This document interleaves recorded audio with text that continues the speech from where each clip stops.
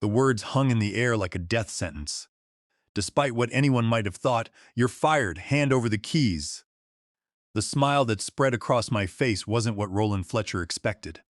In the grand scheme of things, the vice president of operations stood there, red-faced and trembling with authority he didn't actually possess, his perfectly manicured finger pointing at the door like some corporate deity casting judgment. What he didn't know, what his ego wouldn't let him comprehend, was that I wasn't his employee. In light of these recent developments, I was the vendor. To put things into perspective, and my contract wasn't ending because he said so. It was ending because the clock on the wall read 11:47 in the morning, and at precisely noon, our agreement would expire on its own terms, 13 minutes. Looking back on those moments, that's all that stood between Roland Fletcher and the complete collapse of a $12 million infrastructure system. 13 minutes before every automated process and every integrated workflow, every critical operation running through Oakidge manufacturing ground to a catastrophic halt, and he had no idea. Before we dive into how one man's arrogance became a multi-million-dollar disaster, this channel shares real stories from the corporate battlefield. The moments when egos clash with reality, and the results reshape entire companies. We recently hit our first milestone together, and now the journey toward 2,000 subscribers begins. Joining this community means getting front-row access to these untold stories. In light of these recent developments, the subscribe button is right there when the time feels right. My name is Julian Vance. At the end of the day, and at 48 years old, I ran the most successful enterprise software implementation firm that most people had never heard of the situation. As matters continued to escalate, Vance Implementations wasn't a household name. More importantly, and that's exactly how I preferred it, we didn't need flashy marketing or celebrity endorsements. Our work spoke for itself in the quiet language of uptime percentages, seamless integrations, and crisis-free launches. My father came to this country with $800 sewn into the lining of his jacket, and a degree that nobody would recognize. He spent 15 years working double shifts at a packaging plant while my mother cleaned offices in the evenings. They didn't do this because they lacked ambition or intelligence. They did it because starting over required swallowing pride and rebuilding from ground zero. I grew up watching my father explain complex engineering concepts to me at our kitchen table, then watching him nod respectfully to supervisors half as educated the next morning. That taught me something crucial. Humility isn't weakness. Understanding the person across from you, their pressures, their fears, their motivations, that's not sympathy, that's strategic intelligence. By the time I earned my computer science degree from Northwestern, I'd already been coding for 12 years. Interestingly enough, by 26, I'd built and sold my first automation platform. By 30, Vance Implementations had a client retention rate of 97% and a reputation for solving problems other firms wouldn't touch. We didn't just implement systems.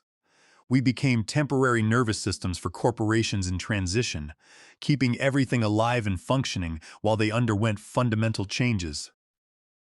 And then, when the time was right, we transferred that control back to them and walked away. That's what made us different. We always walked away. No long-term dependencies, no permanent contracts, no holding companies hostage.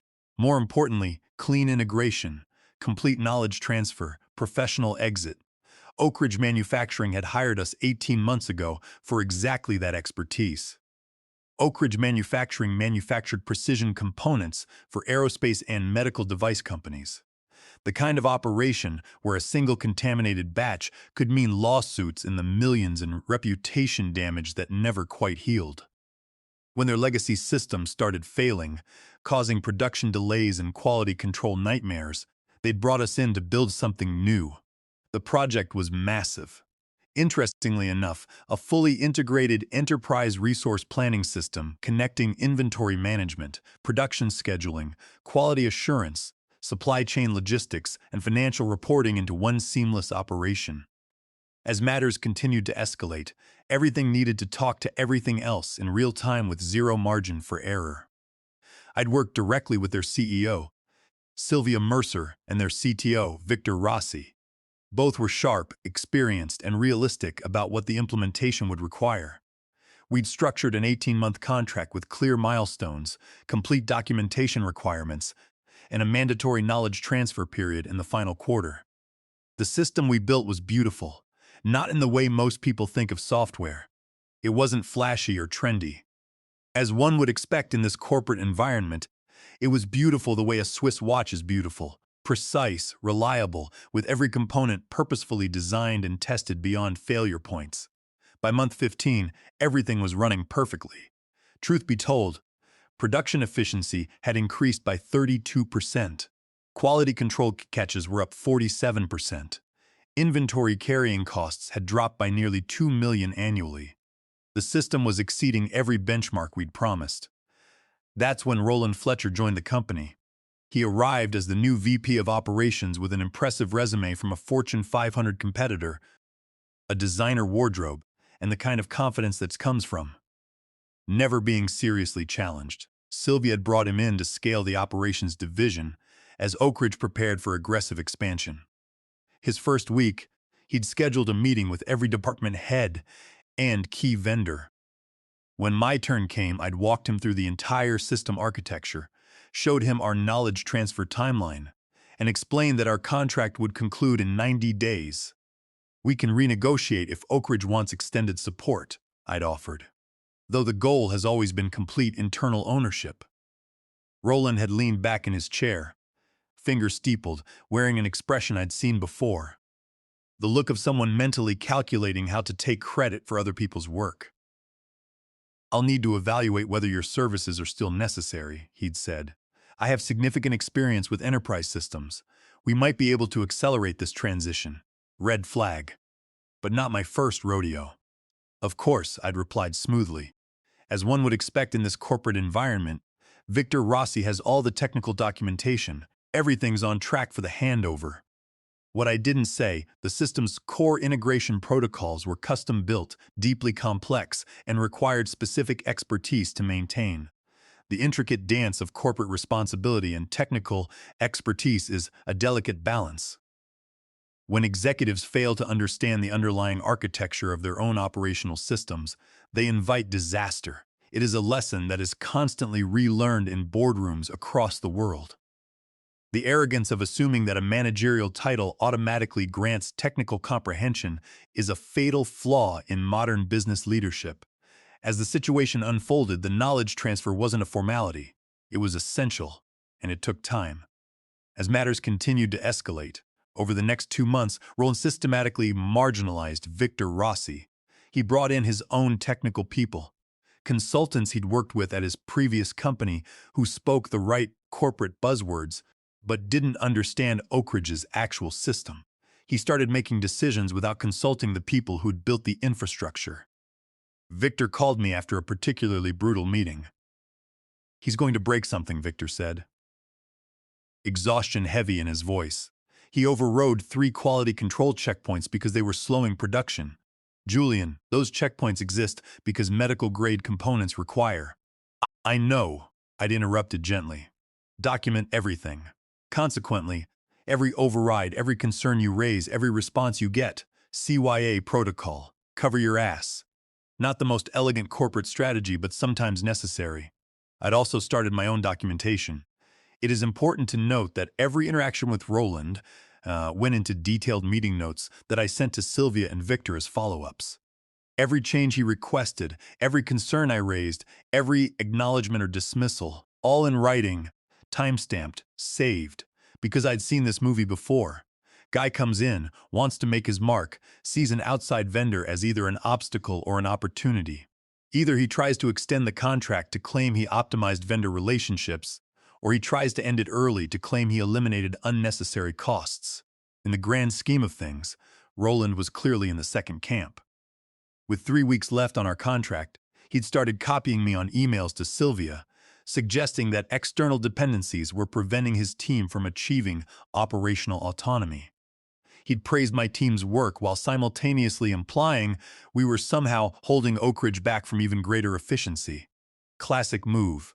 Create a narrative where getting rid of the vendor becomes a win, regardless of reality. As the situation unfolded, I'd responded professionally, reiterating our contractual obligations and the agreed-upon transition timeline. Behind the scenes, I'd accelerated our documentation and moved our final knowledge transfer sessions to earlier dates when possible. Because here's what Roland didn't understand. I didn't need to stay. At the end of the day, my contract was ending anyway. I'd be paid either way. More importantly, my professional reputation was built on successful transitions, not permanent dependencies. But the transition had to happen correctly. Oakidge's employees needed to understand the system's architecture, know how to maintain it, recognize warning signs, and have access to all the custom code and protocols we'd developed. Skip those steps, and the system wouldn't just fail. Truth be told, it would collapse in ways that would take months and millions to fix. The morning of my contract's final day started normally. With every passing minute, I'd arrived at Oakidge's headquarters at 7:30, ready for our last scheduled knowledge transfer session with Victor's team at 8 o'clock.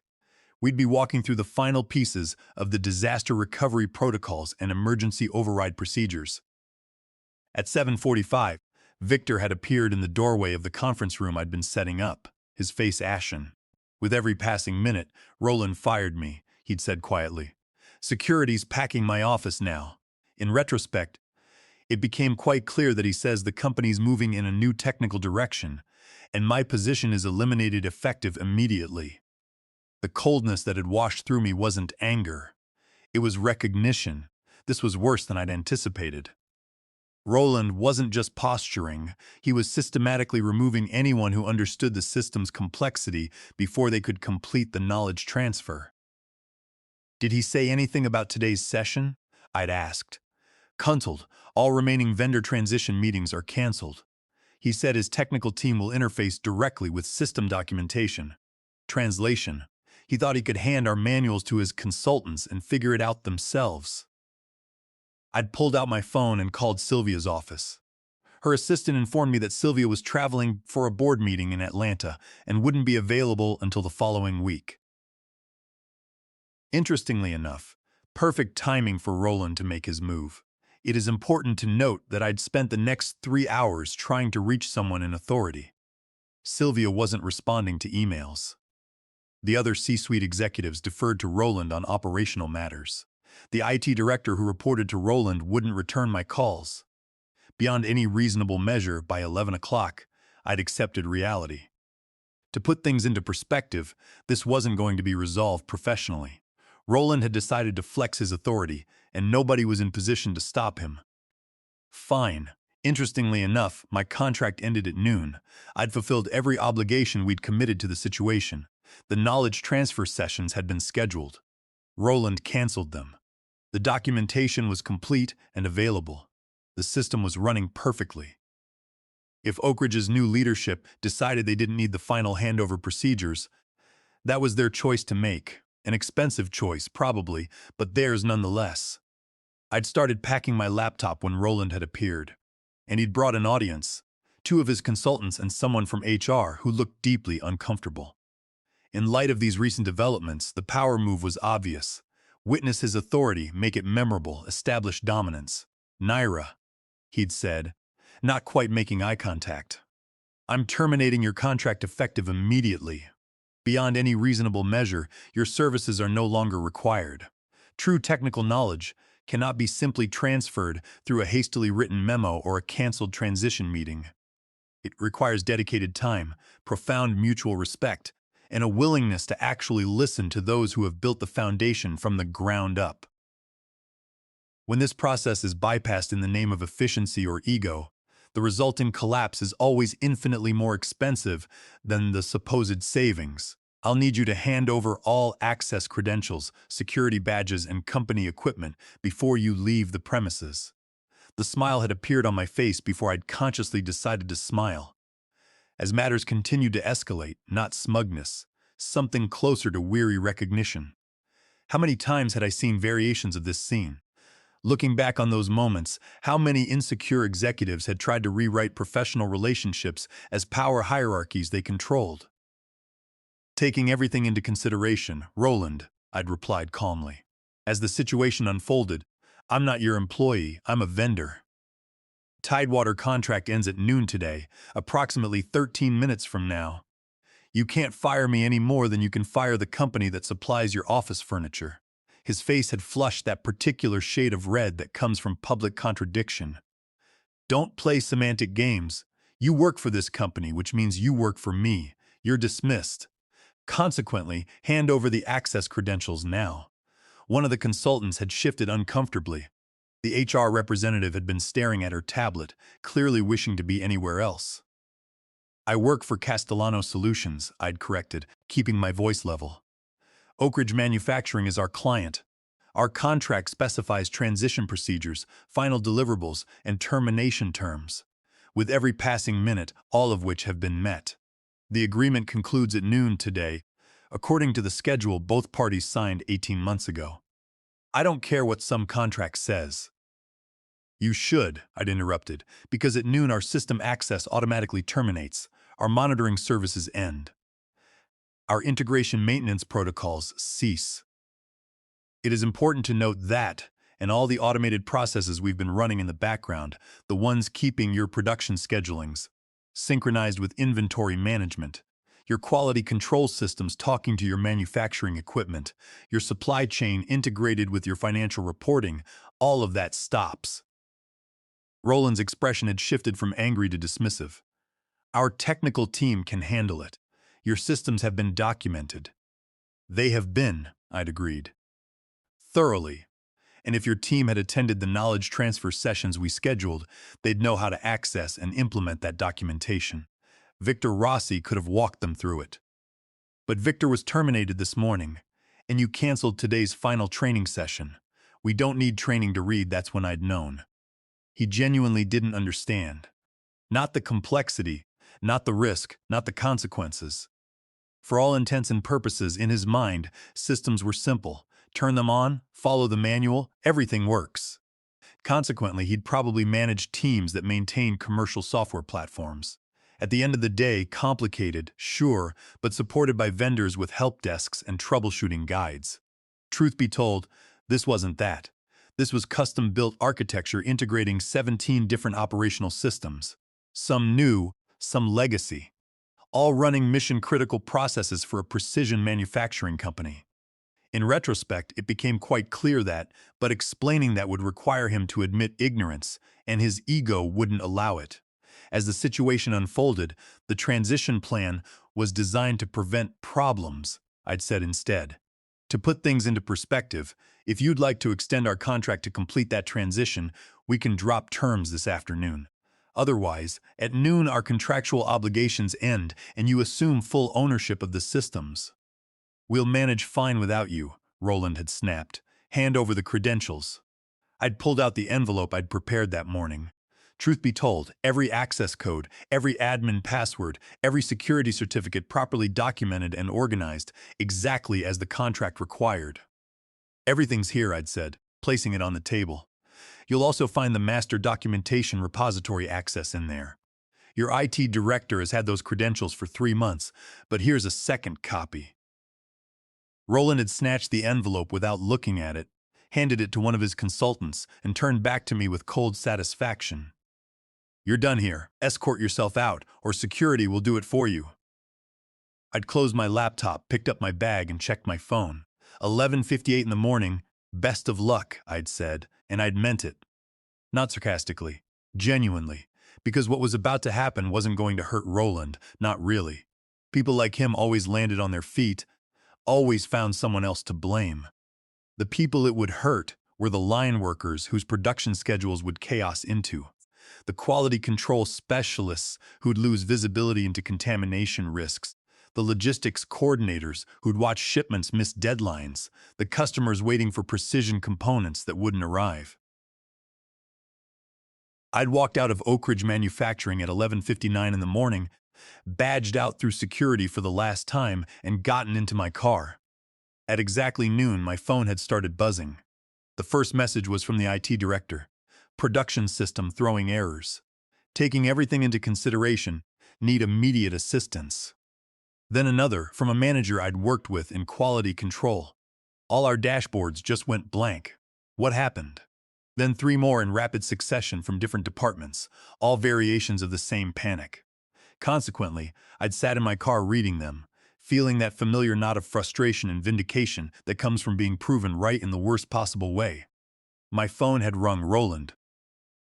I'd let it go to voicemail. It rang again immediately. I'd answered this time.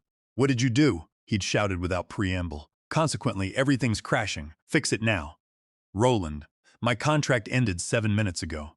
I don't have access to your systems anymore, and I'm no longer authorized to work on them.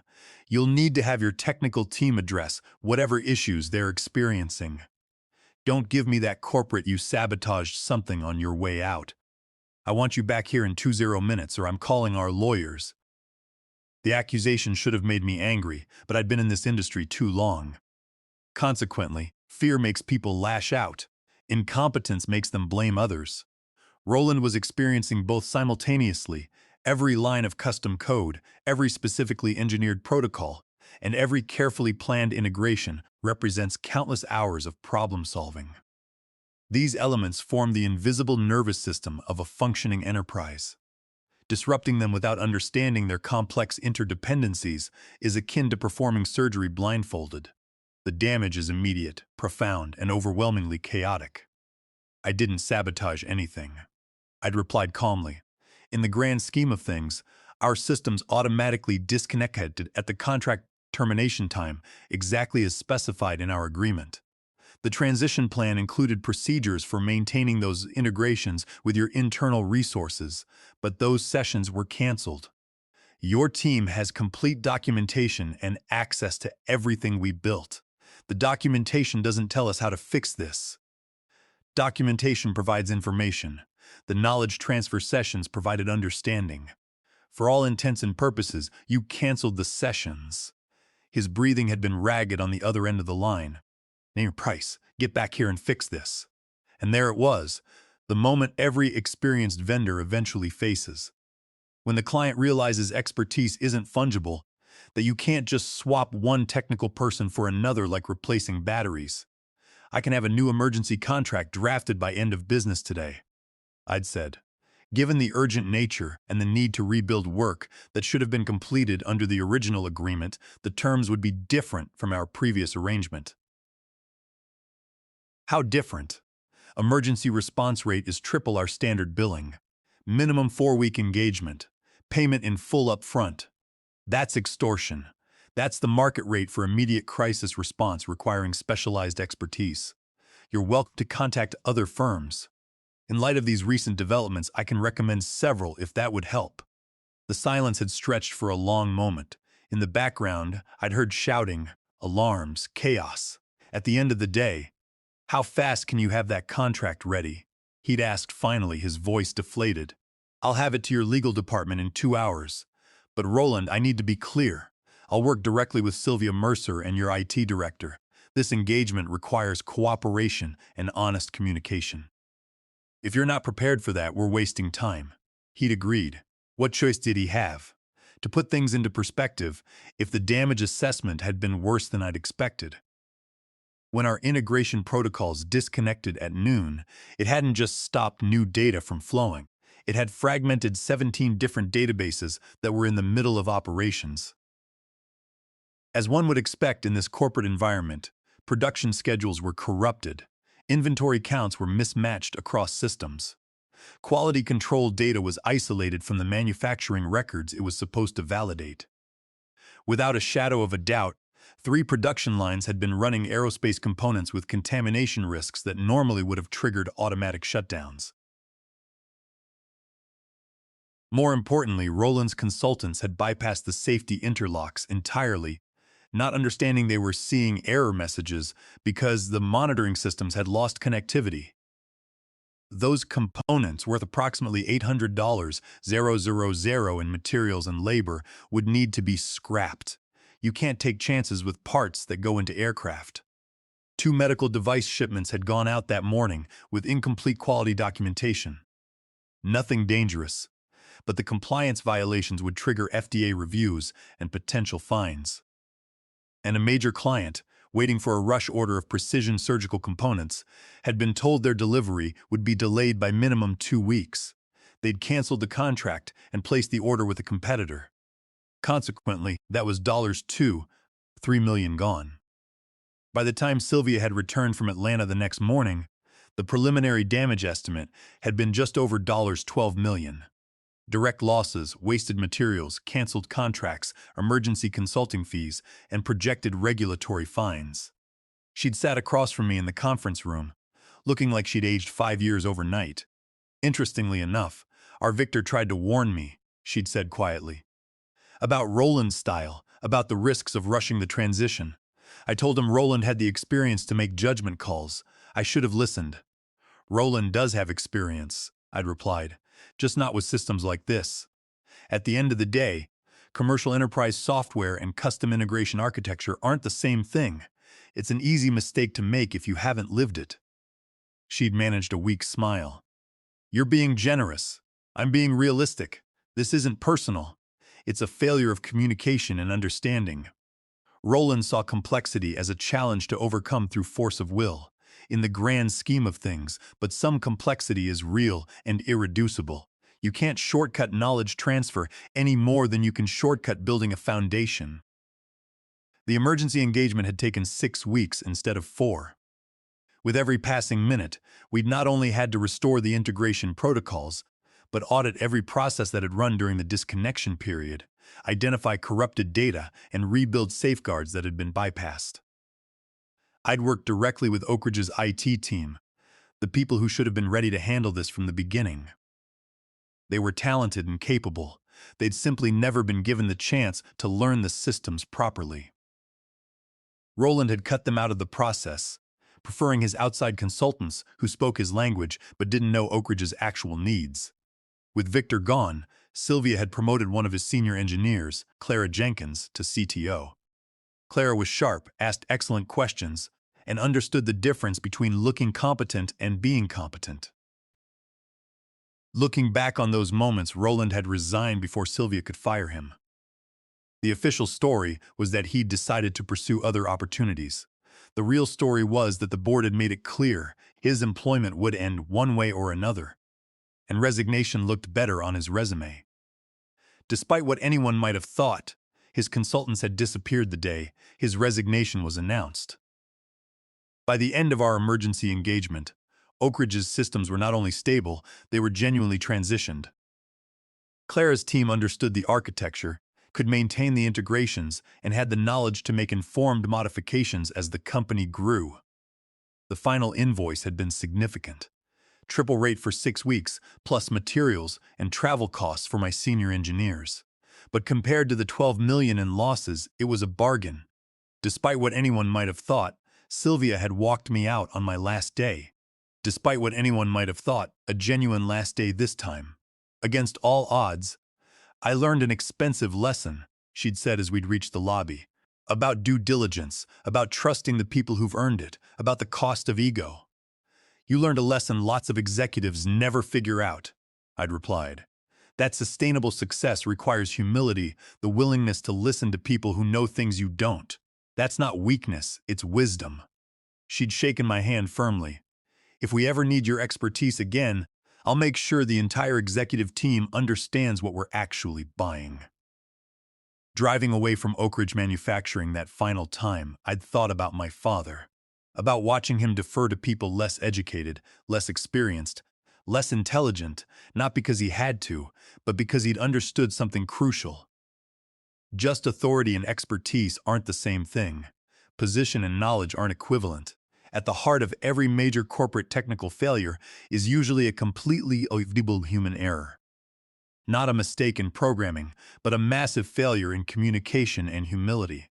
The refusal to acknowledge one's own limitations is the absolute fastest path to systemic destruction. And unfortunately, the innocent workers are always the ones who end up paying the steepest price for their leadership's overwhelming hubris. The org chart shows who makes decisions, but it doesn't show who understands the consequences. Roland had authority. Consequently, he'd had every right to make the choices he made, but he'd lacked the expertise to understand what those choices would cost. and the humility to listen to people who did understand. That gap between authority and expertise, between position and knowledge, that's where most corporate disasters happen. Not from malice or stupidity, but from confidence untethered from competence. The vendor relationship had been clear from the beginning. In light of these recent developments, we'd never promised to be indispensable. At the end of the day, we'd promised to build something excellent and transfer the knowledge to maintain it. We'd fulfilled that promise. The fact that the client's new leadership had rejected the transfer didn't change the quality of our work, but it had changed the cost of their learning curve from $0 to $12 million. For all intents and purposes, dollars. 3 months later, I'd been copied on an industry newsletter highlighting Oakidge Manufacturing, successful technology transformation.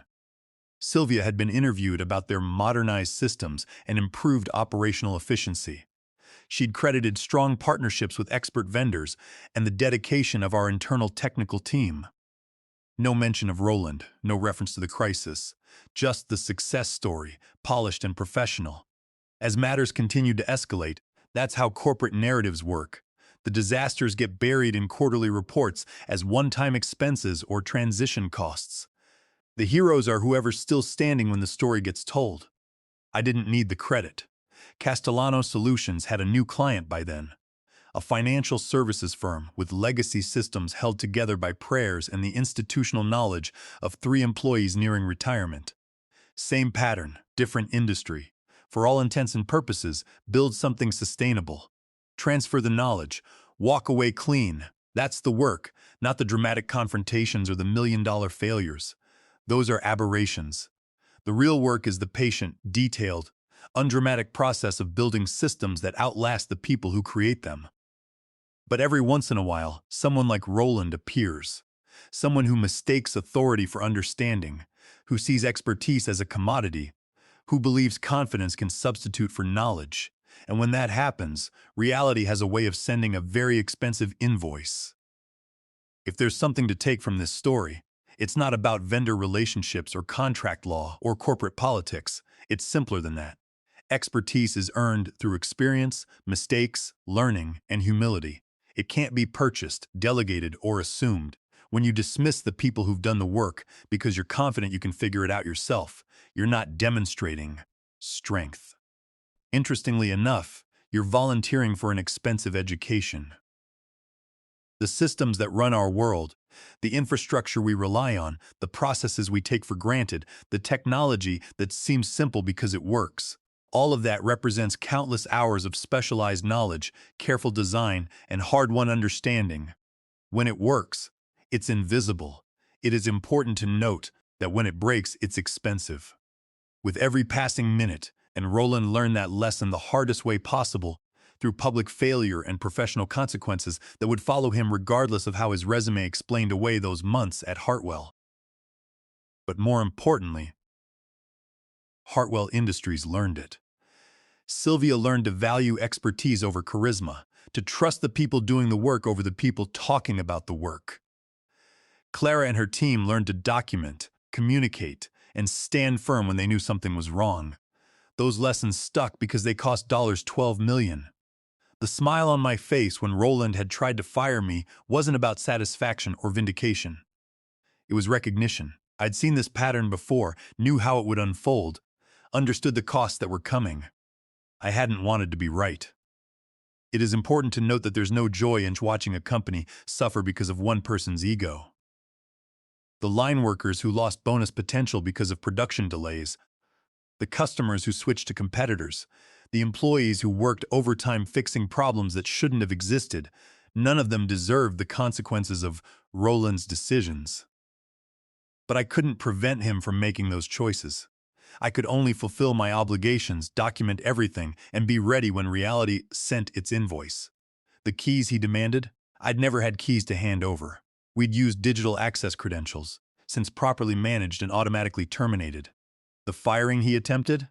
Impossible, because you can't fire a vendor any more than you can fire gravity. At noon that day, the contract ended exactly as scheduled.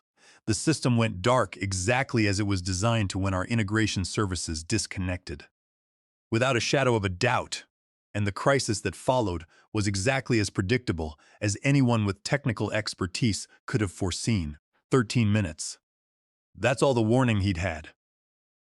13 minutes between his moment of perceived triumph and the beginning of a $12 million lesson in the difference between authority and expertise. Some people learn humility from watching others. Some learn it from their own mistakes, and some learn it from the smoking crater where their confidence used to be. Roland learned it the third way. This story represents the kind of real-world corporate drama that happens behind closed doors, in conference rooms and email threads, away from public view.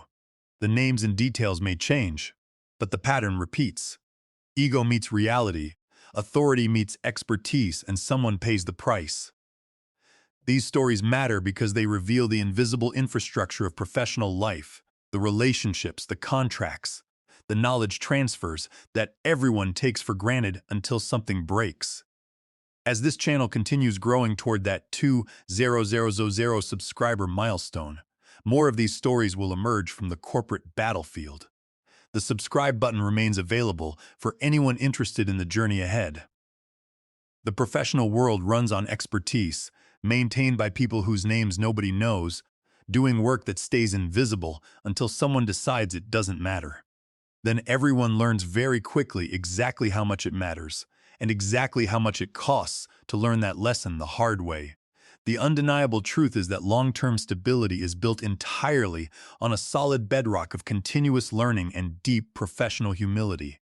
Those who refuse to learn the nuances of their operational environment are permanently doomed to repeat the catastrophic mistakes of their predecessors.